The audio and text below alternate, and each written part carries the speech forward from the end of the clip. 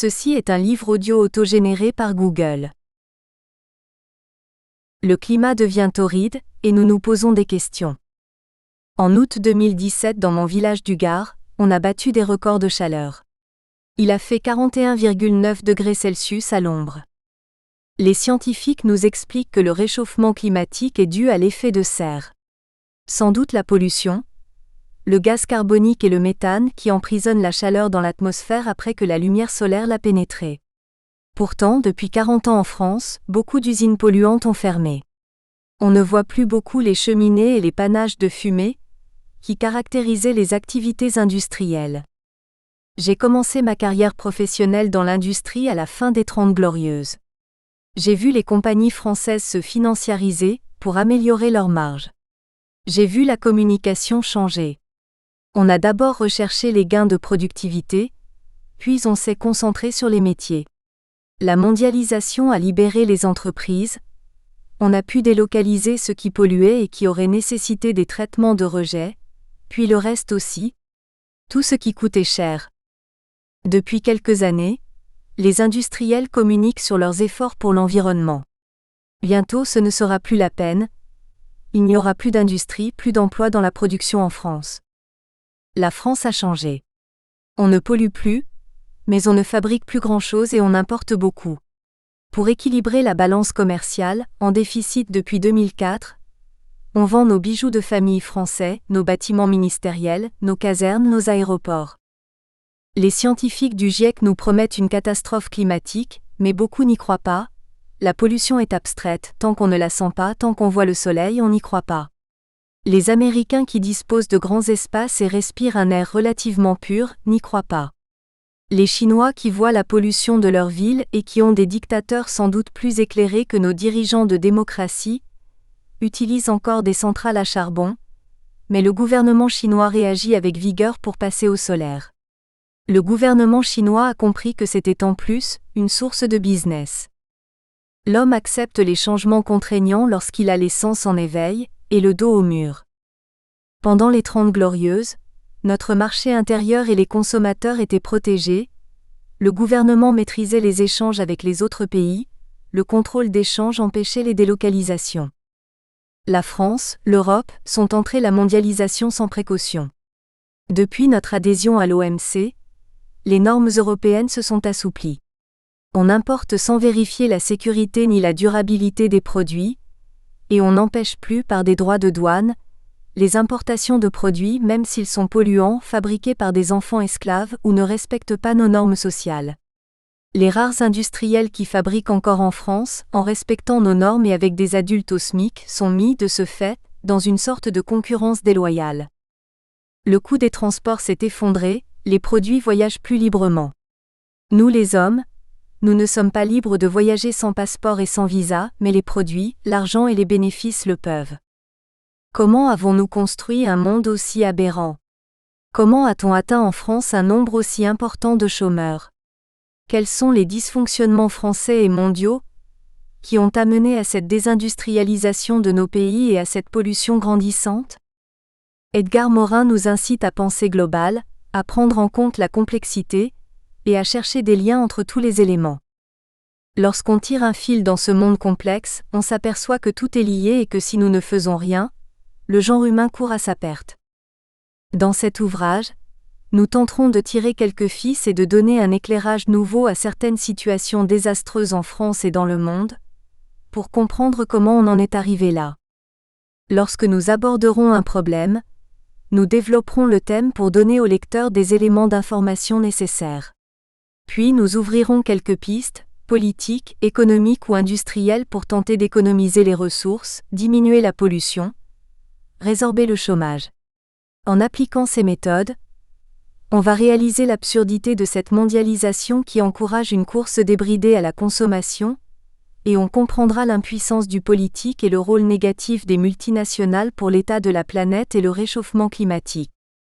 Nous tenterons d'être innovants et exhaustifs pour que notre planète puisse continuer sa course en symbiose avec les humains, et que nos enfants aient quand même une vie possible et peut-être même heureuse. L'évolution d'après-guerre, les 30 Glorieuses et la période récente. La nature des emplois en France s'est complètement transformée pendant l'après-guerre. L'évolution de l'agriculture. Un collègue universitaire avait un grand-père brassier, car dans le centre de la France, on appelait ainsi un ouvrier agricole qui n'avait que ses bras à louer. Au XIXe siècle, l'agriculture n'était pas mécanisée et on pouvait vivre en louant ses bras dans les fermes. Cet homme a même pu fonder une famille, avoir des enfants qui ont pu changer de statut social en 2 générations. Actuellement, il semble que 5 générations ne suffisent pas. La France à la fin du XIXe siècle comptait environ 40 millions d'habitants. 40%, soit environ 16 millions, dépendaient de l'agriculture, agriculteurs, éleveurs ou ouvriers agricoles. Dans beaucoup de régions de France, les fermes étaient de petite taille, les petits paysans vivaient difficilement.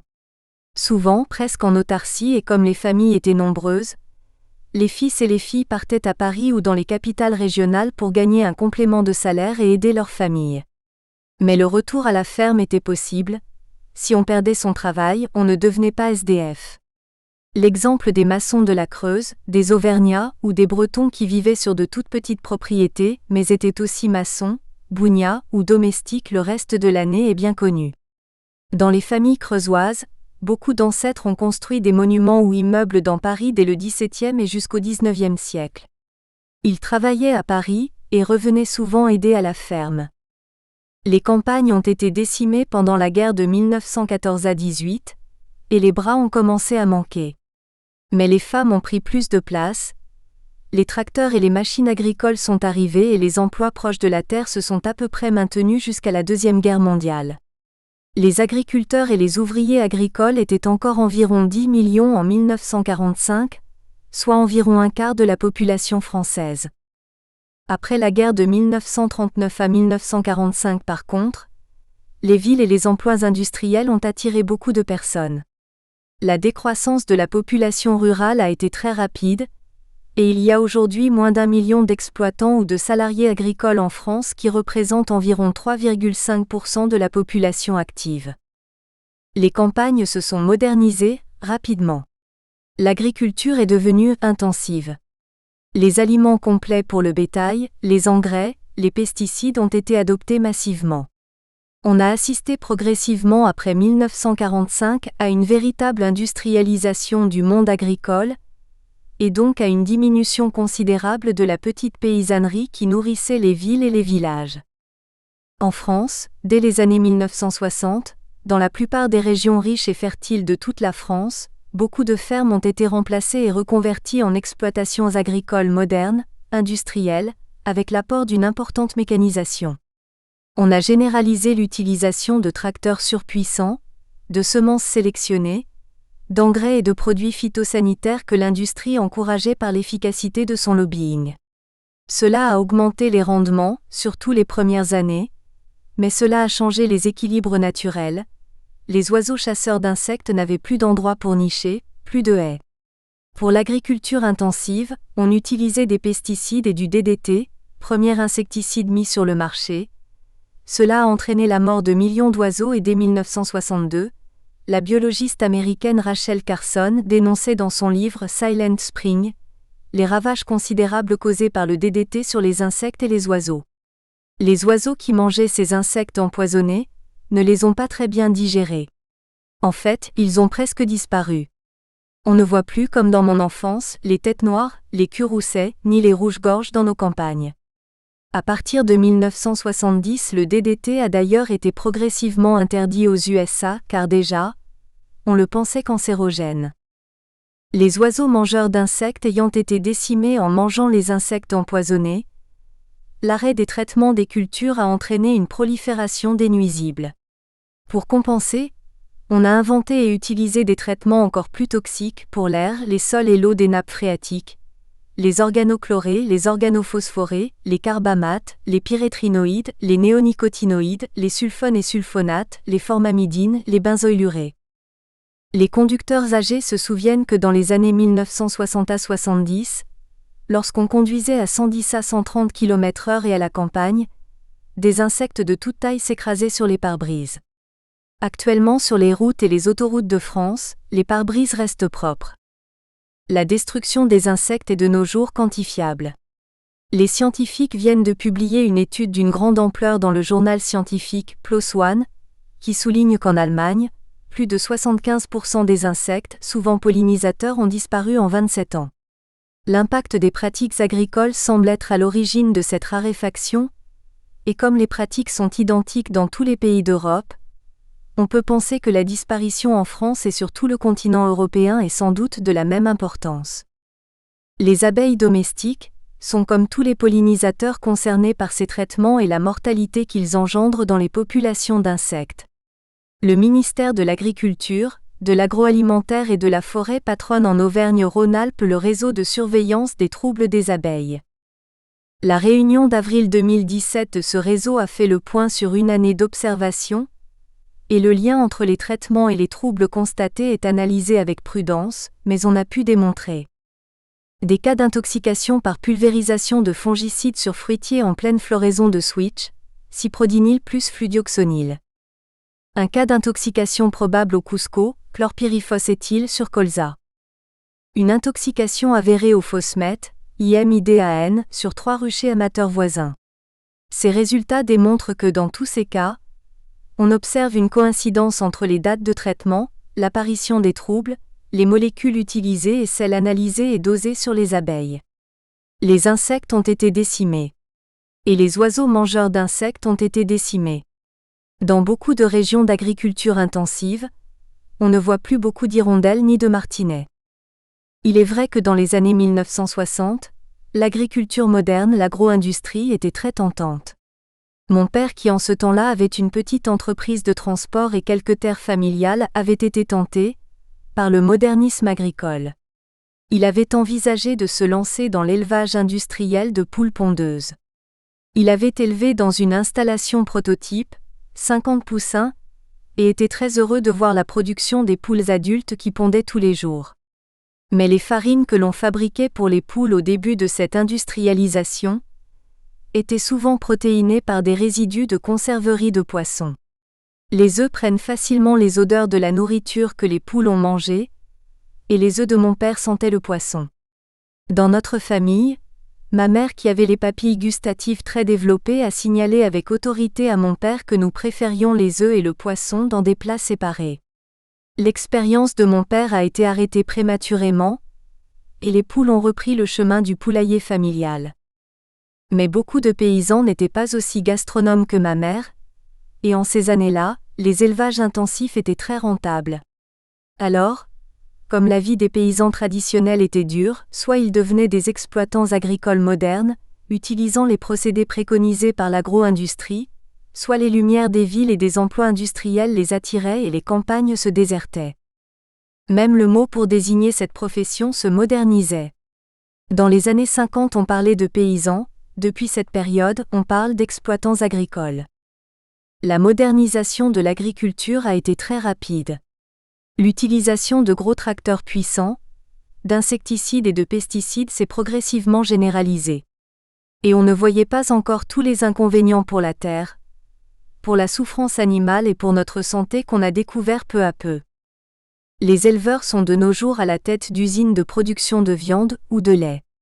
Ces usines ont amélioré leur productivité par l'investissement dans des machines et une organisation rationnelle, taylorisée, et se sont laissés coincer d'un côté par les centrales d'achat qui ont fait baisser les prix et de l'autre par les fournisseurs d'aliments pour animaux et de produits phytosanitaires qui sont de plus en plus chers.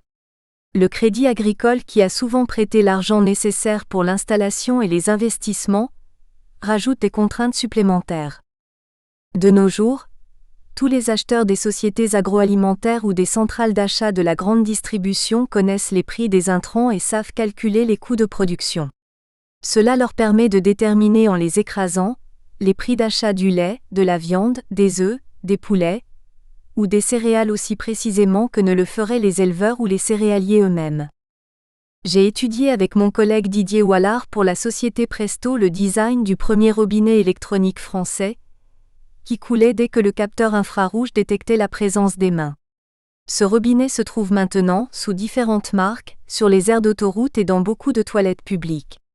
Pour ce nouveau produit, la société Presto a fait appel à des sous-traitants. J'ai accompagné les acheteurs de Presto, chez certains d'entre eux. Ces acheteurs étaient capables de calculer le prix des pièces en sortie d'usine après une seule visite des ateliers. Ils vérifiaient discrètement les cadences et déterminaient facilement les investissements réalisés, les prix des matières premières, les coûts de production, et les fourchettes de prix en sortie d'usine. Lorsqu'on connaît la manière de travailler de tous les acheteurs des centrales d'achat, on comprend pourquoi beaucoup d'exploitants agricoles qui produisent pourtant de grandes quantités de nourriture vendent à des prix qui leur permettent seulement de survivre. Ces éleveurs dont les propriétés étaient de taille insuffisante pour produire la nourriture de tous leurs animaux, et qui doivent acheter tous les intrants sont coincés entre les prix de vente et les achats des intrants et sont devenus des entrepreneurs, ouvriers, esclaves. Ils travaillent 60 à 80 heures par semaine, sans vacances et sans week-end, souvent en faisant souffrir les animaux, et en retirent difficilement un SMIC français. Et les exploitants agricoles se suicident.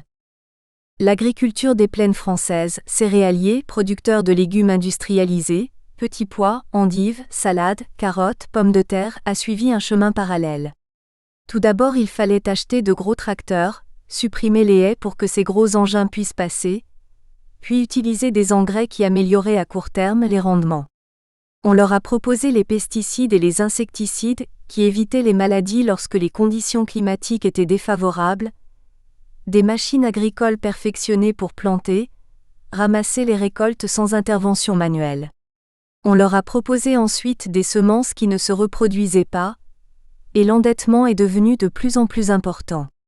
Cette agriculture intensive polluait, consommait de plus en plus et asservissait progressivement les paysans reconvertis.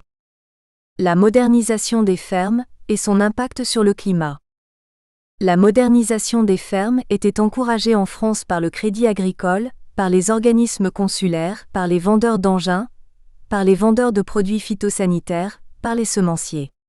Il fallait adopter tout ce qui était nouveau, et venait des USA et des grandes multinationales de l'agro-industrie.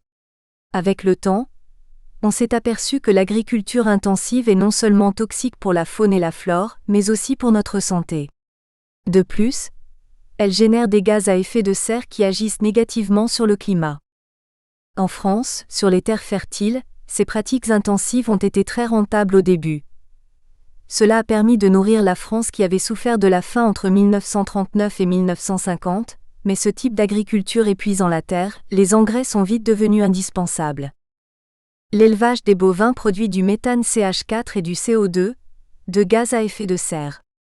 Les gros tracteurs qui permettent les labours profonds consomment beaucoup de pétrole. La fabrication des produits phytosanitaires et des engrais azotés industriels consomme du pétrole et tout cela entraîne beaucoup d'émissions de gaz carbonique. Les experts considèrent que l'agriculture intensive est responsable dans le monde d'environ 20% des émissions de gaz à effet de serre. À l'inverse, l'agriculture écologique, la permaculture ou l'agroécologie pourrait capter du carbone et réduirait à zéro la part de l'agriculture dans le réchauffement climatique mondial. De plus, selon l'avis des spécialistes de la permaculture, la productivité moyenne de l'agriculture intensive par mètre carré de terre cultivée n'est finalement pas supérieure à celle de la permaculture. En fait, c'est l'Europe qui encourage indirectement l'utilisation de ces produits phytosanitaires, pour l'élevage, pour les cultures afin de désherber et traiter les plantes. Ces produits sont cancérogènes et destructeurs d'abeilles.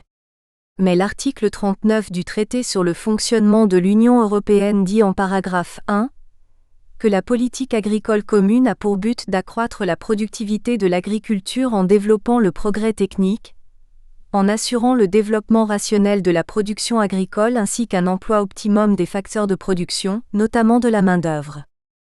Avec le décodeur de langue de bois, on voit que dès la rédaction des traités, l'agriculture intensive était encouragée. Les lobbies des multinationales agroalimentaires avaient sans doute fortement influencé les rédacteurs des traités européens, qui ne se sont pas beaucoup occupés de la santé des citoyens, ni de la terre à long terme. Les dirigeants européens sont sans doute un peu trop attentifs au lobbying, et c'est aussi parce que l'Europe définit la politique agricole et commerciale et encourage l'agro-industrie, qu'elle n'a pas freiné dans le volet agriculture pour imposer les normes de qualité pour les produits agricoles dans les traités transatlantiques, TAFTA ou CETA. Cela se traduira par des importations qui ne respecteront pas nos normes, alors que nos paysans et nos éleveurs doivent les respecter.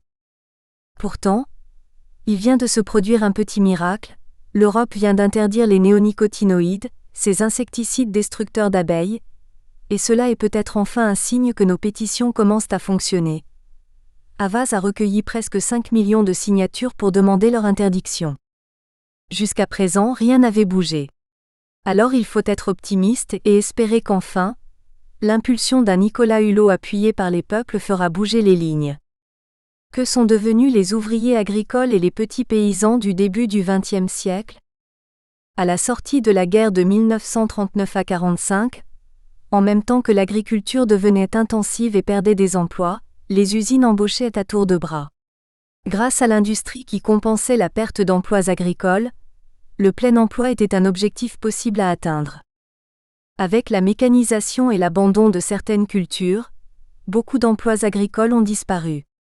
Une ferme picarde de 400 hectares cultivant du blé et de la betterave sucrière emploie de nos jours 2 personnes. L'agriculture industrielle s'est débarrassée progressivement, mais définitivement, des ouvriers agricoles. En même temps que les campagnes se modernisaient, l'industrie avait besoin de bras et de cadres. On a alors reconverti rapidement les ouvriers agricoles et les petits paysans qui nourrissaient les villages en ouvriers, employés ou cadres d'usines et les campagnes se sont vidées, dépeuplées. Les emplois industriels payaient bien. Les petits paysans et les ouvriers agricoles ont souvent abandonné leurs terres dans les remembrements successifs et sont devenus des urbains sans terre. Mais à partir des années 1970, la France agricole n'embauchait plus, et la France industrielle commençait à détruire une partie des emplois par l'automatisation, la robotisation et l'abandon de certains marchés moins rentables. Cela a contribué à améliorer la productivité des usines, mais a amorcé la montée du chômage.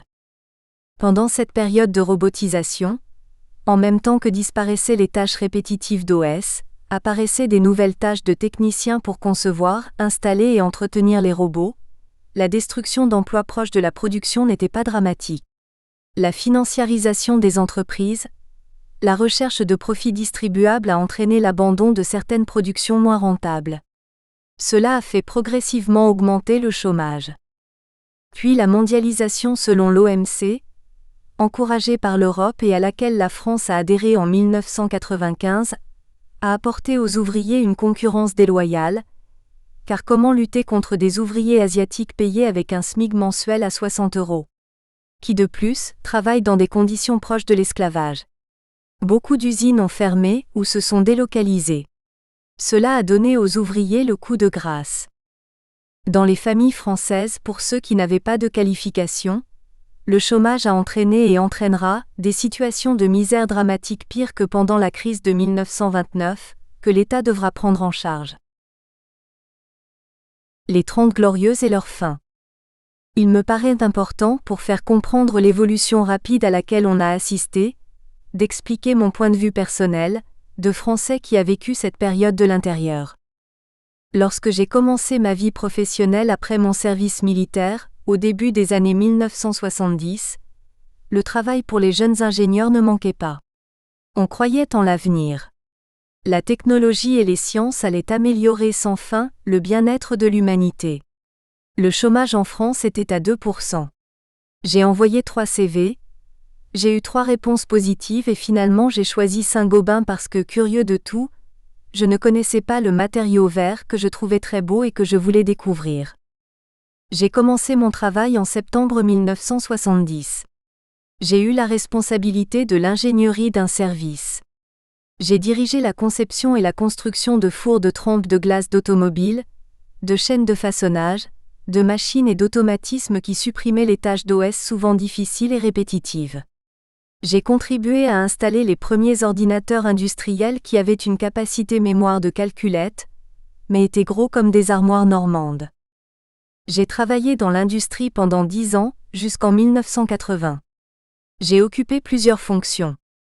Après 3 ans dans l'ingénierie, j'ai dirigé des services de production et j'ai eu la chance d'être détaché en Iran pendant presque un mois. J'avais une mission particulière. choisir l'emplacement pour construire une usine de vitrage pour le bâtiment.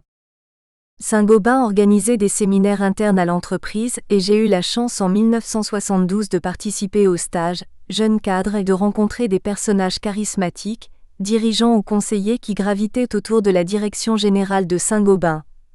Roger Fauroux, DG, Francis Maire, directeur de la branche vitrage qui deviendront plus tard tous deux ministres de l'Industrie et bien d'autres personnalités, Alain Gomez, Florence Vidal, Pierre Pigagnol. Je me souviens d'une journée d'études particulièrement riche avec Pierre Pigagnol, membre éminent du Club de Rome. Ce groupe informel, constitué en 1968 par des penseurs de tout premier plan, avait déjà abordé tous les problèmes auxquels nous sommes confrontés actuellement. Le livre inspiré par le Club de Rome Les limites de la croissance, The Limits to Growth, expliquait déjà que si nous ne changions pas notre façon de produire et de consommer, avec l'augmentation de la population mondiale, nous allions épuiser la Terre, ses ressources en énergie fossile, ses terres agricoles et les minéraux que nous utilisons. En 1972, avec Pierre Pigagnol, nous avions déjà parlé de la consommation humaine, des ressources pétrolières, de la fin des énergies fossiles et du peak oil, des énergies de substitution, de la pollution. En fait, des limites de la croissance, qu'il était visionnaire et comme aujourd'hui, difficile de faire admettre. En ces temps-là, Saint-Gobain comme toutes les entreprises était tourné vers les activités du futur, vers l'innovation et vers la croissance. Le seul point qui n'avait pas été abordé était l'éveil de la Chine qu'Alain Perfit a abordé en 1973. Mais l'analyse prospective de Pierre Pigagnol à propos du monde et de l'usage de ses ressources était tout à fait valable. Toutes ces analyses se confirment aujourd'hui par la raréfaction du pétrole de plus en plus difficile à aller chercher dans les profondeurs de la mer, ou dans les schistes bitumineux et qui avec l'augmentation de la consommation des pays émergents deviendra rapidement très cher. On peut noter aussi, comme dégâts collatéraux de cette consommation à outrance, la raréfaction de certaines matières premières et l'augmentation du gaz carbonique dans l'atmosphère et de la température moyenne du globe que le GIEC nous confirme pour le futur. En France, dans les années 1972 et 73, on commençait à prendre conscience de la rareté du pétrole. Je ne suis pas sûr qu'on en ait pleinement conscience aujourd'hui. À partir de 1974, l'ambiance dans l'usine a changé. J'étais en désaccord avec la direction de l'usine. Le nouveau directeur, sans doute sur les directives de la direction générale, avait décidé que nous devions diminuer les effectifs et nous concentrer sur nos métiers. Cette consigne était consécutive à la crise du pétrole de 1973, et correspondait sans doute aussi à la prise de pouvoir des financiers dans les entreprises. Comme beaucoup d'entreprises en France, Saint-Gobain se financiarisait. Par exemple, on nous demandait pour que les investissements soient acceptés, des retours sur investissement plus rapides, on est passé de 12 à 20% par an. On nous demandait de sacrifier les fabrications qui n'étaient pas hautement rentables, pour diminuer les effectifs. Je n'approuvais pas du tout cette nouvelle orientation industrielle qui détruisait des emplois. Cette nouvelle politique d'entreprise a entraîné des dégraissages successifs dans tous les services. L'usine de Chantraine est passée en 10 ans de 3000 personnes à 2200. Pour les actionnaires et pour Suez, qui avait secouru Saint-Gobain au moment de l'OPA hostile de BSN sur Saint-Gobain en 1968, la rentabilité à court terme a augmenté. Pour les actionnaires, les dividendes de la plupart des entreprises ont commencé à grimper. À partir de 1980, je n'étais plus dans l'industrie, mais j'ai pu observer que la financiarisation des entreprises s'est progressivement amplifiée et s'est généralisée depuis 1995, date de l'adhésion à l'OMC, sous l'impulsion de l'Europe. En France, les résultats des entreprises ont été multipliés environ par 7 entre 1991 et 2011. De 1949 à 1974, le PIB en volume a progressé tous les ans, de plus 5,4% en moyenne. Depuis ces années, la croissance est faible. En France comme dans la plupart des pays industrialisés, les 30 glorieuses étaient des années de réduction des inégalités, de dividendes raisonnables, de plein emploi et de forte croissance du produit intérieur brut, le PIB. En France, paradoxalement, les accords de Grenelle de mai 1968 ont creusé le fossé entre le patronat et les syndicats ouvriers. En 1970, chez Saint-Gobain, je pouvais encore observer sur l'état d'esprit des ouvriers et des syndicats les conséquences des accords de Grenelle. Ces accords avaient été négociés par Georges Pompidou pour mettre fin aux grandes grèves de mai 1968. Et les ouvriers avaient eu l'impression après cette négociation que les patrons leur avaient caché les chiffres réels pendant toute la décennie. Entre 1970 et 1973, l'activité augmentait. Il fallait tenter de ne pas faire exploser les effectifs de l'usine.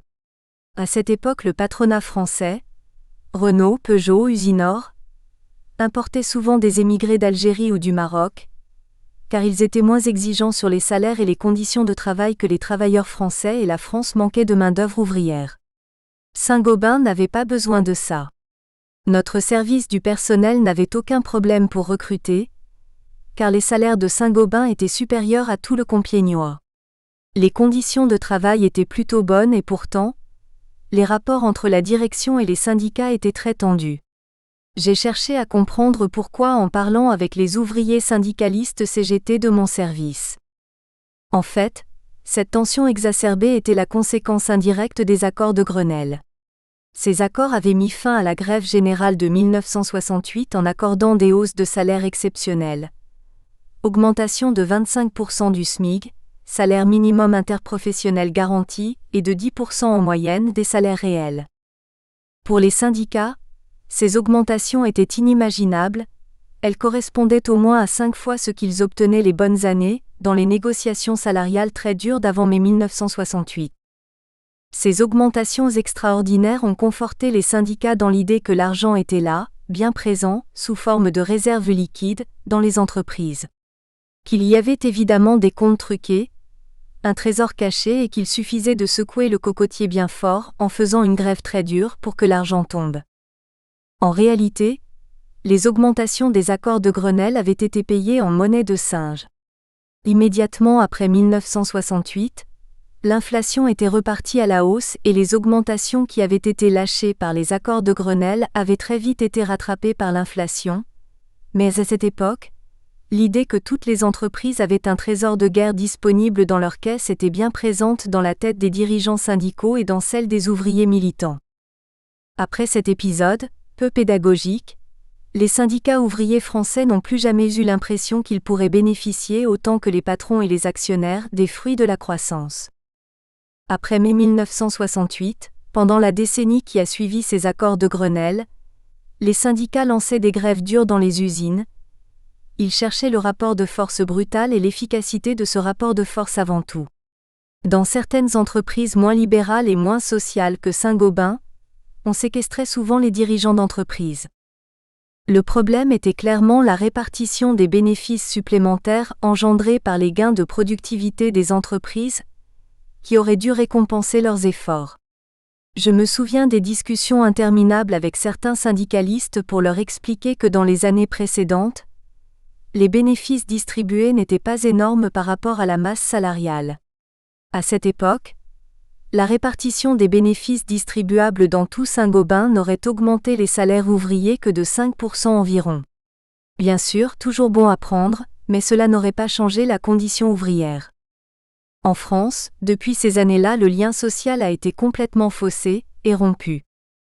La France se classait encore l'an dernier 129e sur 139 pays étudiés pour la perception de la qualité des relations de travail, et beaucoup de causes presque historiques expliquent cela. Par exemple, l'affaire LIP peut aussi expliquer une partie de ces mauvaises relations. L'affaire LIP, qui a débuté au début des années 1970 et a duré jusqu'au milieu de l'année 1976, a été une lutte ouvrière exemplaire de cette totale incompréhension. Elle a mobilisé des dizaines de milliers de personnes à travers la France et l'Europe. Et on peut logiquement penser que c'est là aussi une suite de mai 1968 causée par l'impossibilité pour les ouvriers de croire les chiffres donnés par leurs dirigeants. Les ouvriers de LIP n'ont pas cru leur patron qui tentait de leur faire admettre que l'entreprise n'était pas rentable face à ses concurrents et devait déposer le bilan. Les ouvriers ont essayé de prendre les rênes de l'entreprise pour continuer la production et la vente de leurs montres. Ils ont organisé leur entreprise sur le modèle autogestionnaire. Puis, par un appel aux solidarités, Les LIP ont pu vendre leur stock de montres à tous les comités d'entreprise de France, mais après un temps d'activité chaotique, ils ont été contraints d'arrêter, ils ne pouvaient plus se payer. Le président de la République, Valéry Giscard d'Estaing, et son ministre Jacques Chirac ont sans doute contribué à asphyxier les LIP en empêchant l'administration française d'acheter des montres LIP. Ils ne tenaient sans doute pas à ce que l'expérience réussisse, car la gestion des LIP enfonçait un coin dans la propriété des moyens de production et dans le statut des patrons d'entreprise. Elle aurait permis de démontrer que le personnel qui faisait marcher l'entreprise avait des droits sur l'entreprise. Qu'une entreprise n'appartenait pas qu'aux actionnaires. La réussite du rêve autogestionnaire mis en pratique aurait sans doute amplifié les combats ouvriers en France. Dans l'histoire industrielle, tout a été fait pour tuer dans l'œuf. Nous espérons que vous avez apprécié cet aperçu.